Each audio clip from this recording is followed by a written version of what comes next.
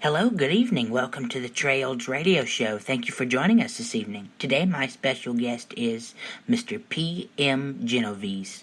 Thank you, and join us in a minute. How you doing today? I'm doing fine. How are you? Okay, how's the weather down there? Has the hurricane start blowing anything around and bringing a lot of rain or what? Not here, but where I'm from in Louisiana, it's pretty bad, the hurricane. Yeah. We were down there. Whenever you want to start the interview, just tell me. But I can tell you what I was going to tell you during the interview. So you let me know when we're going to start. Okay. Well, we can get started right now. Are you ready? Okay. Yeah. Okay, my first question to you is, how did you get started in your career? How did you get started in the industry? Starts a long time ago when I was in grade school, and I was born with a birth defect, cleft palate, cleft lip, and did several operations to repair that, and because I had, the sort of features of someone. It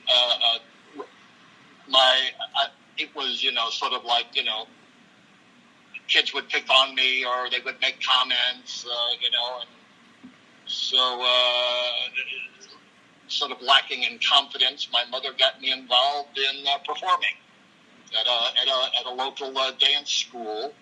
And then when I got on into high school, besides playing sports, I got involved with the speech and drama, activities. Mm-hmm. And then same thing happened when I got into college. And after the first couple of years, I switched my major in college from social science to speech and drama. And continued performing in plays in college. And then when I got out of college, took a master's degree in speech and drama at St. Louis University. And from there, I taught for several years. I taught English, speech and drama, university level, K through 12. And then at one point, not performing for several years, I decided to get involved in community theater in the town where I was teaching, and that sort of lit the fire back up in terms of performing. And so I started looking around for other opportunities and got hired at Webster College in St. Louis, Webster Groves, Missouri, a suburb of St. Louis, and got into their theater conservatory as a teacher, but also became a member of their acting company. And that's when I first started working professionally. Mm-hmm. And I did that for a few years, moved to Washington, D.C., and started performing there. And then eventually moved back to the Midwest, settled in Chicago, where I was doing lots of theater. And then in 1979, theater and television started coming into Chicago. And the agent that I was with picked up, the lion's share of those roles that were being cast in Chicago. And by that time, I was a member of Actors Equity. But then in 1979, I ended up, becoming a member of SAG and AFTRA, mm-hmm. Which are now SAG-AFTRA because we merged several years ago.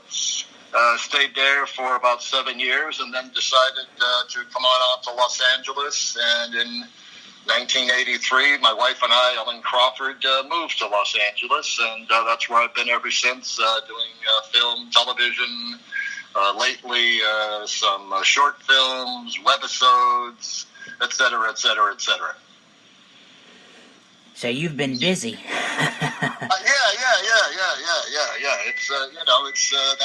It's what I do. It's what I do, and it's what I've been doing since, without a without doing any other jobs, especially since, after I moved to Chicago. And, I did my bartending jobs for a while, and then theater sort of kept me busy almost full time. And then when film and television came in, there was no need to go back to, a day job, because I was pulling down, roles pretty consistently, and the same thing happened when I moved out to Los Angeles. Yeah. I love acting. I've done theater acting. I do the radio show. I've been doing that for 6 years. And yeah, I saw that. Thank you. And voice. Congratulations. Thank you. Yeah. Yeah. So it's been fun for me too. I love performing. Well, it's a good feeling when you do it well, and you get that appreciation from the audience. When they sort of, you realize they've gotten the story that you're trying to tell.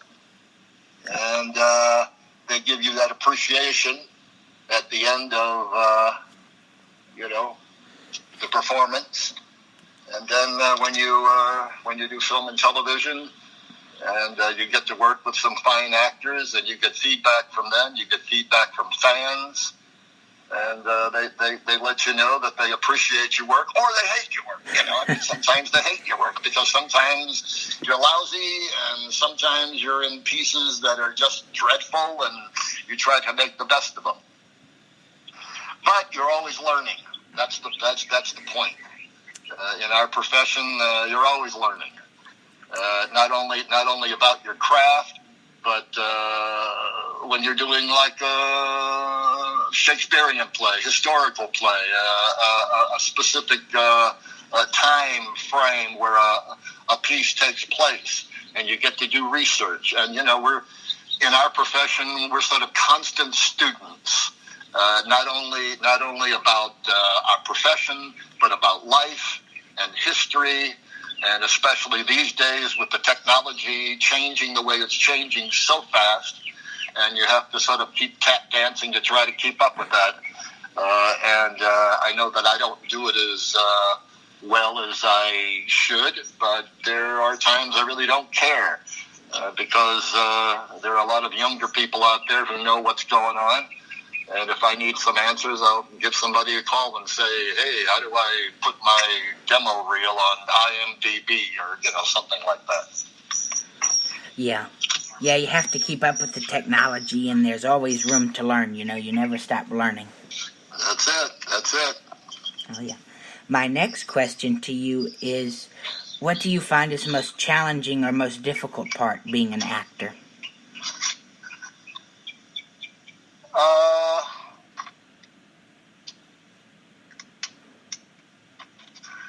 I don't know that I find anything really difficult. As I've gotten older, it's a little bit more challenging to find work, because I'm not a big name in the business, and so I can't sort of just throw myself out there and people go, oh yeah, him, let's hire him. So there's a sort of constant that constant selling yourself, because that's what we do. We sell ourselves. We're the product, and there's sort of no ifs, ands, or buts about it. That's what we're doing. We're salesmen. We're in a business, and you have to learn how to do business. And so that's I guess that's the I've heard other people on your show talk about the work is finding the work. When you get the work, that's when you can sit back and go, okay, now let's have some fun. Let's create. Yeah. Yeah, finding work is probably a challenge, but once you find the work, it's enjoyable, Yeah, and you hope you're in with a good group of people who who make it conducive to, you're being able to create something. Yeah. And be proud of it. And most of the time, that works out. Yeah. If you want to get into the business, you have to have the craft for it. You have to have the passion for it, because... Yep. One of the things that I know my wife and I, Ellen Crawford, who's also an actor, she was one of the nurses, one of the regular nurses on ER. And one of the things that, especially with parents who say, what should I tell my kid who's interested in, showbiz? And it's like, they better have a passion for it, because it's not an easy life. It's a frustrating life at times. But if you really want to do it, let's do it. And if you don't have that passion, if you don't have that drive and that will and that need, to perform, then you better stay out of the game. Yeah. This business is not a business for those who are lazy. You have to be. Good point. Yeah, very good. That's one of the pieces of advice I got. It's not a business for people who are lazy. You have to be active. Yeah, you have to be active. You have to want it, and if you don't want it that bad, if you think it's going to be an easy, I'm going to become a movie star, then you gotta sort of reassess what's going on around you. Yeah. And you can't just be in it for the money. Although the money is nice once you get into it, but if you're just in it for the money, it's not really enjoyable. No. But I also have to assume that there are people who do get into it for the money. And some of them succeed. Some of them find out that... It's a lot more difficult than they realize, but there are some smart people out there and talented people who know this is where I can make my mark. This is where I can pull in some cash. Oh yeah. My next question to you is: do you have any upcoming acting projects you can share? Yeah, my wife and I have recently. Actually, last year, we did a web series called Boomers that can be found on YouTube. We did 8 episodes last year, and this year, back in March, we did a second season, and it got cut down to 6 episodes, and those will be released sometime, I'm guessing, end of summer into the fall. I know that they got about half of those already edited, and they're doing, a color and sound correction on them. And that's the one thing that I've got happening. I've been doing this year several new play readings that have possibilities in terms of the author or the director trying to find, someone who would like to produce them and put them up on their feet in front of an audience. But that's you do a lot of spec work in our business.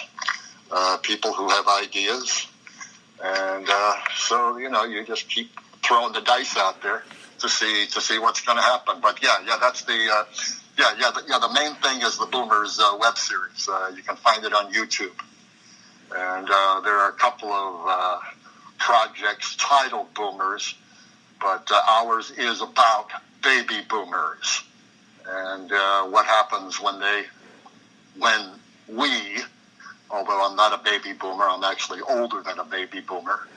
But what happens when we get that age? coming from where we've come from, and now we have this whole set of new problems to deal with, and how do we keep active, and what problems. It's a comedy. It's a comedy.